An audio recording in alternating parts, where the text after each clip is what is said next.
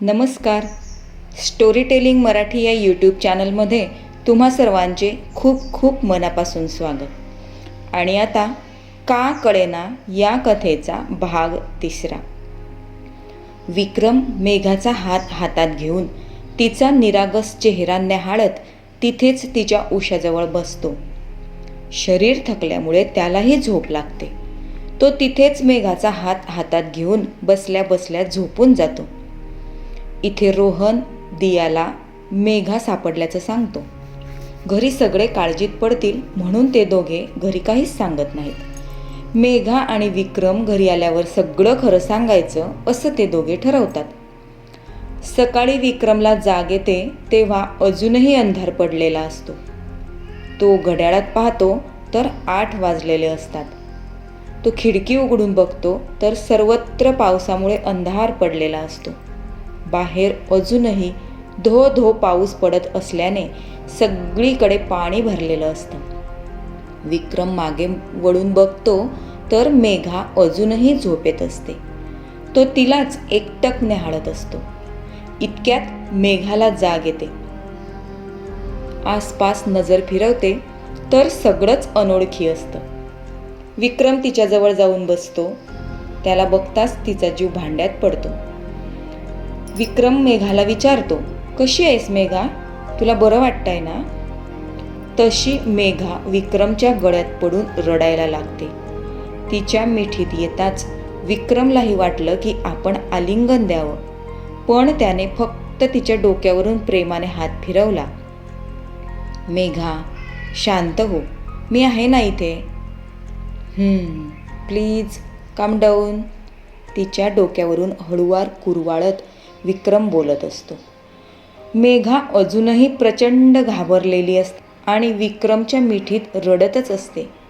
विक्रमही काही वेळ तिला मोकळं होऊ देतो.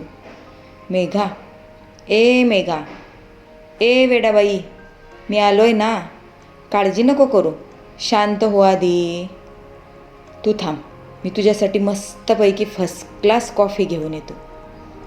एव्हा ना तिच्या लक्षात येतं की ती नकळत विक्रमच्या मिठीत विसावली आहे. विक्रमच्या मिठीतून स्वतःला सावरत नजर चोरत आय एम सॉरी. विक्रम म्हणाला, इट्स ओके, मी कॉफी घेऊन येतो. मेघा उठून फ्रेश व्हायला जाते, पण पायात चमक भरल्याने तिला चालता येत नव्हते. इतक्यात विक्रम कॉफी घेऊन येतो. तिला धडपडताना पाहून विक्रमने विचारले, काय झालं? मेघाने सांगितले, कदाचित पायात चमक भरली आहे. बस इथे, कॉफी घे बरं आधी. थँक्स विक्रम, मेघा उच्चारली. त्यावर विक्रम म्हणाला, थँक्स काय त्यात, कॉफीच तर आहे. अरे कॉफीसाठी नाही, थँक्स फॉर एव्हरीथिंग. दोघेही एकमेकांच्या डोळ्यात हरवतात. काही सेकंदात भानावर येतात. तेव्हा विक्रम विचारतो, बघू कुठे पाय मुरगळला ते. त्यावर मेघाने त्याला विचारले, आपण कुठे आहोत आणि तू मला कसं शोधलंस? मग विक्रम कालपासून ते आत्तापर्यंतचा सगळा घटनाक्रम मेघाला सांगतो. माझ्यामुळे तुला खूप त्रास झाला, मेघा उद्गारते. त्यावर विक्रम म्हणतो, बरं जाऊ दे, काल नक्की काय झालं? मेघा काल जे झालं ते सगळं विक्रमला सांगते. काल कॅबमध्ये बसल्यावर काही अंतरानंतर ड्रायव्हरने अचानक गाडीचा वेग वाढवला. मी त्याला गाडी थांबवायला सांगितली. माझा विरोध बघून त्याने कसलासा स्प्रे माझ्या तोंडावर मारला. त्यानंतर काय झालं मला आठवत नाही. मला जेव्हा जाग आली तेव्हा मी एका पडीक खंडरमध्ये होते. अंधार पडला होता. आसपास फक्त झाडी होती. मी बाहेर पडण्याचा प्रयत्न केला पण रस्ता काहीच कळत नव्हता. माझा फोन, माझं सामान काहीच जवळ नव्हतं. एका ठिकाणी 7 ते 8 जंगली श्वापदं होती. मला बघताच माझ्या अंगावर धावून आली. मी माझा जीव वाचवण्यासाठी पळत सुटले. एका दगडावर ठेच लागून पडले. कदाचित त्यातच माझा पाय मुरगळला असावा. पण जीव वाचवण्याच्या नादात त्यावेळी कळलं नाही. त्यातच पाऊससुद्धा सुरू झाला. मी नक्की कुठच्या दिशेने चालले आहे हे पण मला माहीत नव्हतं. मी पूर्णपणे घाबरले होते. धावून धावून पूर्ण थकले होते. भर पावसात माझा अवतार बघून मेन रोडवर कोणीही गाडी थांबवत नव्हतं. त्यातच मला कधी ग्लानी आली मला माहीत नाही. आत्ता जाग आली तेव्हा तुम्ही समोर दिसलात आणि जीवात जीव आला. विक्रम म्हणाला, तुम्ही नाही, तू म्हण. तुम्हीपेक्षा तू जास्त जवळचं वाटतं. मेघा त्याला बघतच बसते आणि तिच्या डोळ्यासमोर टिचकी मारून विक्रम विचारतो, अगं कुठे हरवलीस? त्यावर स्वतःशीच लाजत मेघा उत्तरली, काही नाही. विक्रमने विचारले, बाहेर जागोजागी पाणी भरले आहे, सगळे रस्ते बंद आहेत. मगाशी डॉक्टरचा पण फोन येऊन गेला. तो सुद्धा हॉस्पिटलमध्ये आहे. पावसामुळे तोही अडकला आहे. अरे, मी काय बोलत बसलो आहे. किचनमध्ये आपल्या खाण्याचा बंदोबस्त करतो, तू आराम कर, असे म्हणून विक्रांत किचनमध्ये निघून जातो. थोड्या वेळाने मेघाही तिथे येते. विक्रम खाण्यासाठी काय बनवता येईल किंवा आता काय अवेलेबल आहे ते बघत असतो. मेघा किचनच्या दारातूनच बघत असते. रोहनने सांगितल्याप्रमाणे डॉक्टर अनमॅरिड आहे, म्हणजे घरात काही उपलब्ध असणं कठीण होतं. तो फ्रीज उघडून बघतो तर त्यात ब्रेडचं पॅकेट आणि अंडे, जाम, बटर हेच थोड्याफार प्रमाणात होतं. ओट्यावर बास्केटमध्ये 4-5 मॅगीचे पाकिट होते. काल दुपारपासून उपाशी, त्यामुळे भूक तर खूप लागली होती. मस्तपैकी अंडा ब्रेड खाण्याचा बेत केला आणि तयारीला लागला. मेघा लांबूनच हसत होती. तिच्या हसण्याचा आवाज ऐकून तो तिला आधी ओरडू लागला, मेघा, तुला आराम कर सांगितलं होतं ना? आता बरी आहे मी, आणते, मी ऑमलेट बनवते. का? माझ्या हातचं खाल्ल्याने पोट बिघडणार नाही आहे काही? काय माहीत, मला थोडीच त्याचा अनुभव आहे, विक्रमला चिडवतच मेघा उत्तरली. त्यावर विक्रम आमलेट बनवता बनवता म्हणाला, हो का, मग आज खाऊनच बघ. मेघाही प्रेमानेच लटके गोड हसत म्हणाली, हो मग खावंच लागेल, दुसरा पर्याय नाही ना. दोघेही टेबलवर नाश्ता करायला बसतात. छान झालाय, पण मीठ टाकायचं राहून गेलाय, मेघाने सांगितले.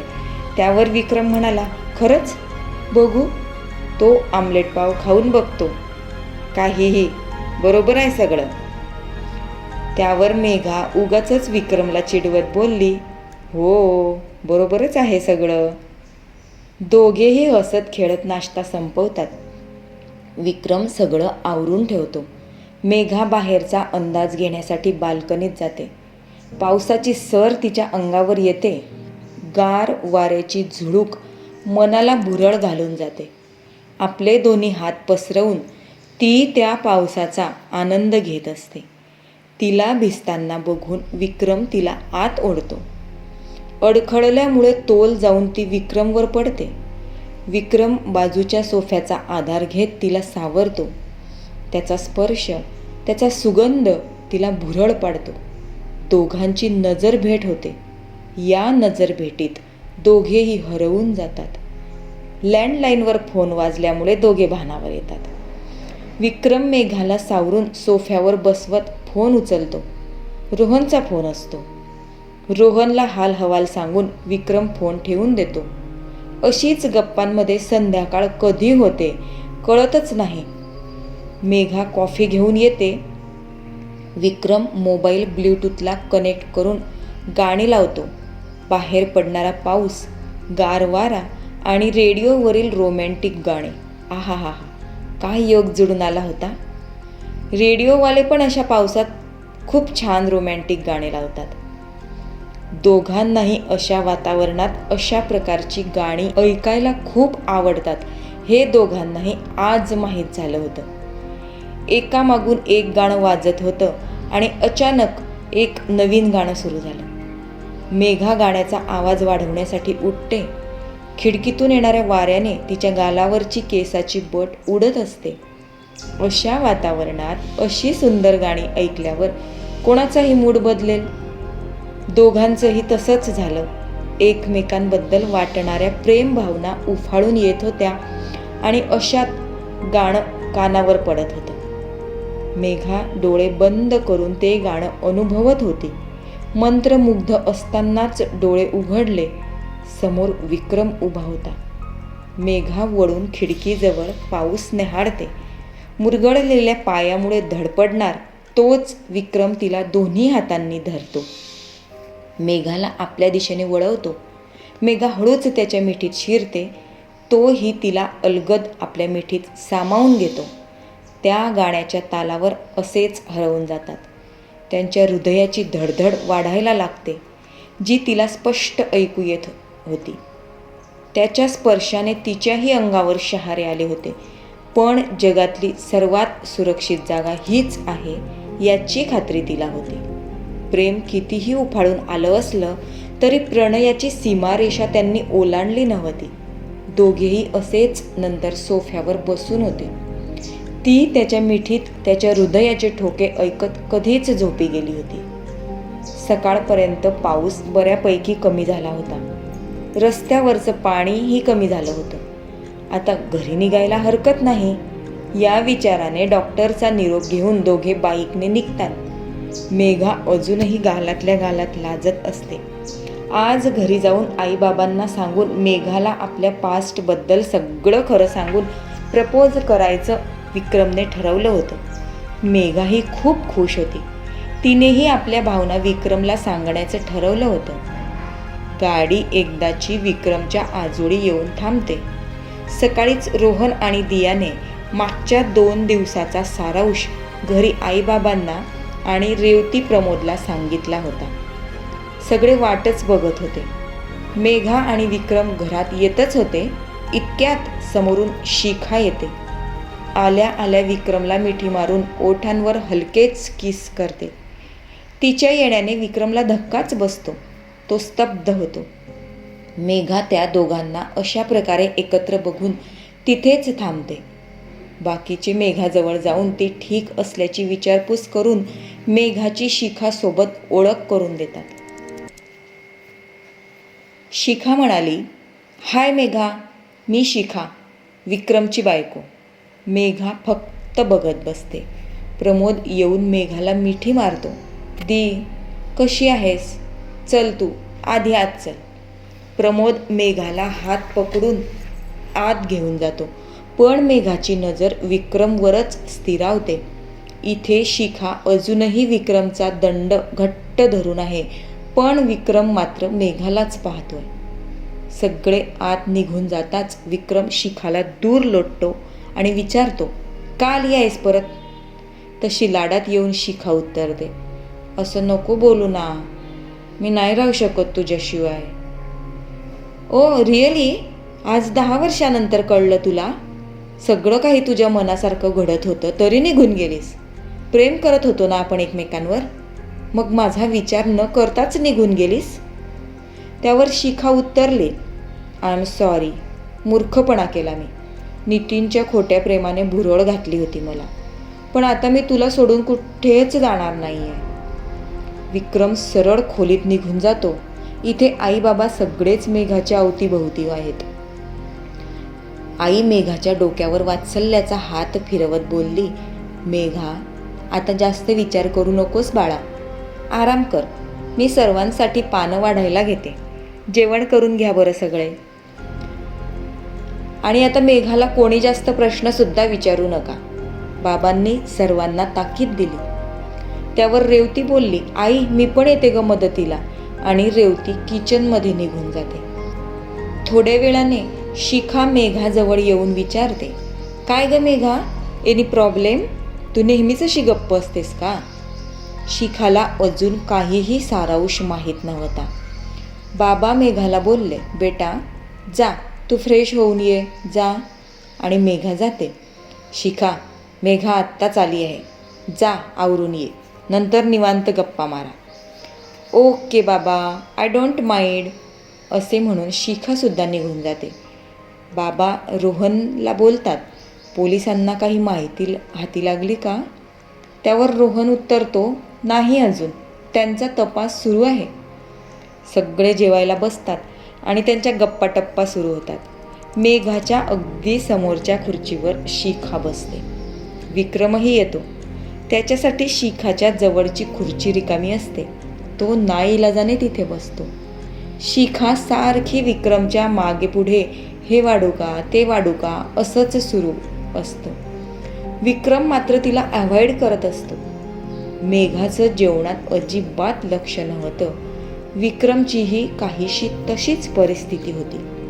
बाबांनी हे बरोबर हेरलं, पण आता शांतच राहणं पसंत केलं. तशी मेघा बोलली, आई बाबा, उद्या मला निघायला हवं, म्हणजे इथले सगळे फंक्शन्स संपले आहेत. आता पुढची तयारी करायला मला जावं लागेल. त्यावर आई बोलली, अगं पण काय घाई आहे? उद्या रेवती आणि प्रमोद हनीमूनला फिरायला जाणार आहे. तू एकटी घरी कशी राहणार? त्यापेक्षा 5 दिवसांनी आमच्या सोबतच निघ ना. नको आई, तिथे खूप कामं खोळंबली आहेत, मला जावंच लागेल, कंठ दाटून मेघा बोलली.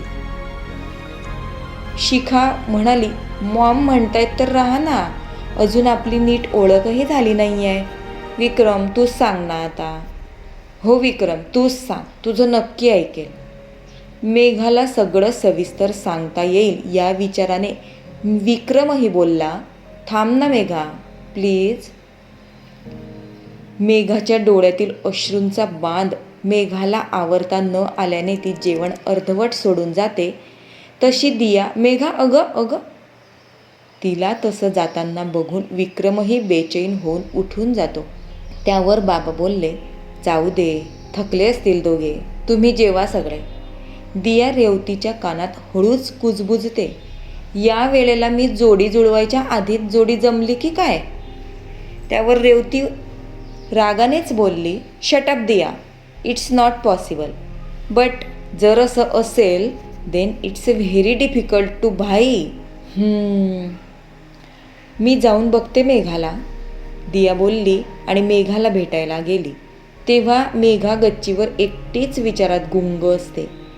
दियाने मेघाला विचारलं, काय ग, कुठे हरवलीस? आल्यापासून बघते आहे.